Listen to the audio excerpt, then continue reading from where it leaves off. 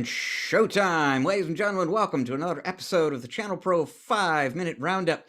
A look at news, trends, and tips for the SMB channel in 5 minutes or thereabouts. My name is Rich Freeman. I am executive editor of the ChannelPro Network, also a co-host of this program. I am joined this and every week by your other co-host, Eric Simpson, a business transformation and improvement advisor to MSPs and other IT providers. Eric, how goes it? Well, Rich, it goes 50%. We're 50% through January. So it's going a little slower, but hopefully after the next week or two it'll speed up. We were talking before the show, and things are ramping up a little bit here. We'll see what happens. But yeah, halfway through January already, and I can't even believe it feels like so far from 2020 already. So many things have happened. Just trying to get a head start in the new year. It has been, I think for a lot of people, it's been very busy so far already, and just exciting in all sorts of ways in the business world, outside the business world. I kind of like the way you approach that. We won't judge January 2021. We'll just stick to the objective. It's halfway over. Could be good, maybe not so good, whatever. We're 50% into January. That we can agree on. Well, let's dive into our story of the week here, and it comes to us from Kaseya, and kind of aligns with some themes, some topics that we've been talking about in recent months. So the news is that they announced today, as we record this, the introduction of something that they're calling their Unified Remote Monitoring and Management Framework. It's sort of like, they call it at one point, the cornerstone of VSA, which is their RMM tool. It's kind of like a new architecture for their RMM tool.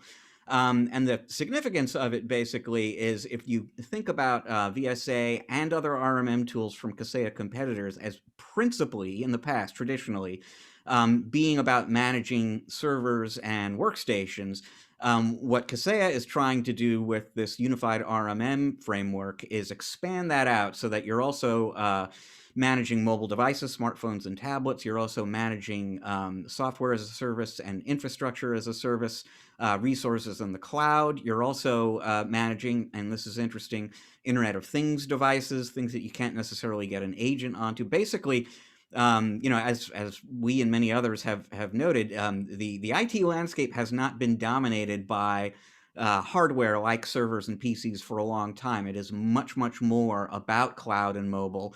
IoT hardware is proliferating. It's on SMB networks already. That has to be part of the picture. Another thing Unified RMM does is incorporate Azure Active Directory. So you are overseeing and managing devices and services, but also people, directory records. So essentially, what they're trying to do is turn, a traditional remote monitoring and management tool into a sort of everything monitoring and management platform. And, I will say this, Eric, and I won't name names because this was like a personal communication, but I got an email this morning from somebody we both know, and somebody whose opinion I respect a great deal, who said, he read this article I wrote about Unified RMM and said, it sounds like they published a white paper. I mean, they're talking about stuff that they're going to do, but nothing that they've actually done yet. And I said, true enough, it's at this point in time they're outlining a vision and a roadmap, but they said that you're actually going to start seeing this functionality show up in VSA in Q1, specifically some of the IoT stuff, and some of that mobility cloud functionality should be there by the summer. I mean, if this ends up being something they're talking about that doesn't make a big difference to the product, we'll know about it before all that long. But from my standpoint, I'm just encouraged. Anytime I hear a company like Kaseya or Datto or ConnectWise talk about equipping their MSP partners to monitor and manage all of these other really, really important resources beyond the physical infrastructure kind of stuff, I think that's a step in the right direction. And we've talked about, Datto said late last year, they're increasing their cloud management, specifically R&D budget, by 40% this year. It's like, they know, these companies, that this is an important issue, and we're starting to see some tangible effects of them incorporating that fact into their products and plans. Yeah, Rich, several thoughts come to mind when I read the article and kind of reflect on it, and things like A bold strategy, right? It is a tall order, but I think it's what everyone expects to happen, right? We expect the vendors and the platforms that we invest in to deliver these types of services to incorporate all of these devices and all of these platforms and all of these services, right? So I will say it's pretty gutsy, um, for them to just drop the strategy on everybody, and I think it's very cagey on their part to say, hey, here's what we're doing and get out in front of everybody else. Right. So they're taking ownership now of this unified RMM. Right. So people will start remembering, oh, hell, it was Kaseya, that brought this to the channel. Well, when in fact, other vendors are probably thinking the same way. But I think, good on Kaseya for getting out there first and having that strategic focus. And of course, all of this is made possible because of all of their strategic acquisitions over the past several years, and their integration strategy, and their edict to invest X% of revenues into integration and all that. They're really accelerating, the value of those investments, along with the return on the investments for themselves and for their partners. Yeah, two really good points. I mean, first of all, they are leveraging, know-how and resources that they got through acquisitions in recent years, and just in particular, top of mind, in 2017, they bought a company called Unigma, which specializes in cloud management, and they're moving well beyond what the Unigma platform could do. But this is an example of them kind of preparing themselves for this kind of a thing. And then the idea about them maybe getting out in front, because traditionally, Kaseya tends to be leery of talking about something like this unless it's real and you can use it now. So, for example, anytime they acquire a company, they don't tell the world that they've made this acquisition for several months. Normally, until after that deal is closed, because they don't want to say we bought this company and 4 months from now you'll start seeing how that changes things. They want to give you something tangible on day one. In this case, they did get out in front a little bit, and one issue would be getting out ahead of competitors like Datto and ConnectWise. And the other thing, of course, is just that there are all of these startups out there, companies like Augment and Zero Tech, companies, some of which we've talked about on the 5 Minute Roundup, that are going out to MSPs now, maybe not in a huge, loud way, but there are companies out there saying, an RMM, a legacy RMM product that focuses on the endpoint is out of date, and you need something cloud oriented. For Kaseya to kind of get the message out to their partners that we know, and we're very close to doing something about that, is, from a timing standpoint, a strategic standpoint, is probably a clever thing. Yeah. What's the famous line from that movie? If you're not first, you're last.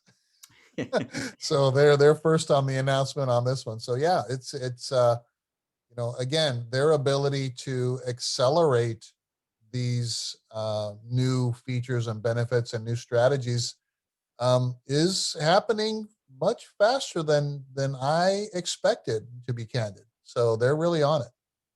So now we will see. We'll keep an eye on whether or not the vision that they outlined today really does materialize, and how effective that functionality is, et cetera. And we'll see what some of the other companies have to say. So, Eric, time for your tip of the week. We may be 50% into January, but it's still a new year. I think last week we talked about a new business plan for the new year, but marketing might be another thing to rethink for the new year.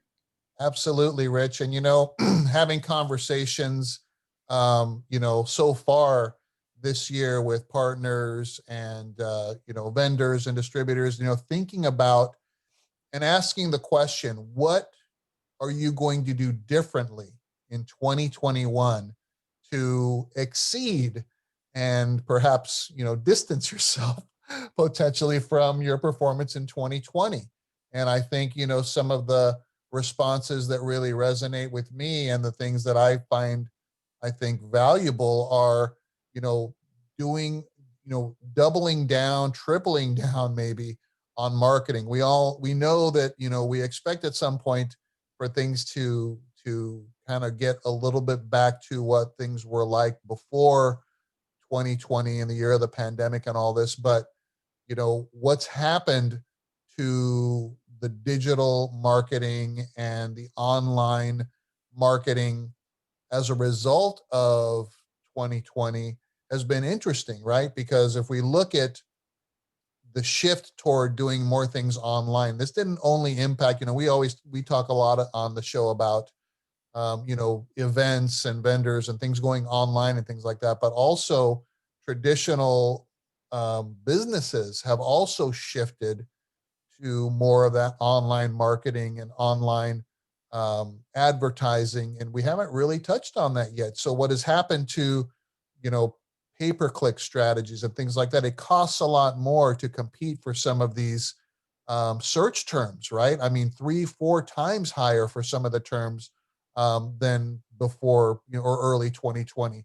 So what do we do now? What can we do? We know that it costs us more to advertise. Well, I've been thinking about having, MSPs take on more of that thought leadership role in terms of becoming, the face of the organization from a thought leadership perspective, um, doing more blogging, doing podcasts and things like that. The things that, we typically see vendors, shift to, and consultants like myself do. But now as business owners of MSPs, what can you do? Invest in your website SEO is, something that I'm asking people about. Are you doing that? Are you thinking about, increasing or revamping your website, making it more, bringing it more to uh, more successful at lead generation and more attractive or more competitive against, your competitors? Investing in SEO, doing more social, really doubling down on LinkedIn and Twitter and Facebook, and maybe hiring those experts. As you know, Rich, we technologists tend to think that we're good at everything, but in reality, that's not the case, right? Especially in marketing. Um, and live virtual events, man, hosting more webinars and maybe even delivering some, you know, workshops and things like that to your prospects and to your clients, exposing them to a wider variety or deeper breadth of services than maybe you've done before. So really, the tip of the week is, challenge you to think about what you're doing to distinguish yourself and invest in different ways than you may have thought of, rather than, the traditional historical things you used to do, because now the landscape is so much more different. And it's a good example of a larger phenomenon that a lot of people are talking about these days, which is the idea that some of what we did in 2020 and are continuing to do now will essentially be permanent. I mean, a lot of people are working from home now because the office isn't available, but work from home isn't going away. A lot of those marketing changes that people were forced to make last year and are continuing to implement now, those aren't going away just because the pandemic eventually will be going away. And sort of reflecting that, really kind of thinking that through and building that into your budget and your plans, I think makes a lot of sense. The other thing I would add to that, and in a way, this follows on to our conversation about business plans last week, is there is how you do marketing, but there's also what you talk about in your marketing. And to the extent that the IT landscape has changed fairly significantly in the last 12 months, it might just be a good time to rethink some of your messaging as well. And just making sure that what you emphasize about your company to customers in marketing still makes sense, still reflects who you are, is still a compelling story for sales prospects out there. Yeah, and set a budget.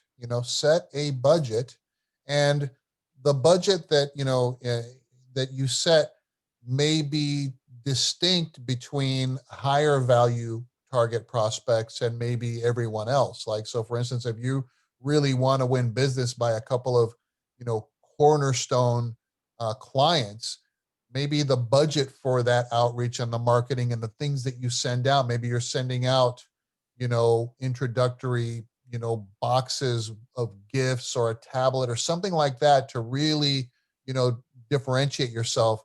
and get them to, to pay attention to, taking a call with you or something like that, right? Think about how much more valuable a client and their lifetime value is, and segment those prospects that way and think, oh, I'm willing to spend X to win a client like this, because over time, that'll be a drop in the bucket compared to the revenue that I'll generate from winning that business.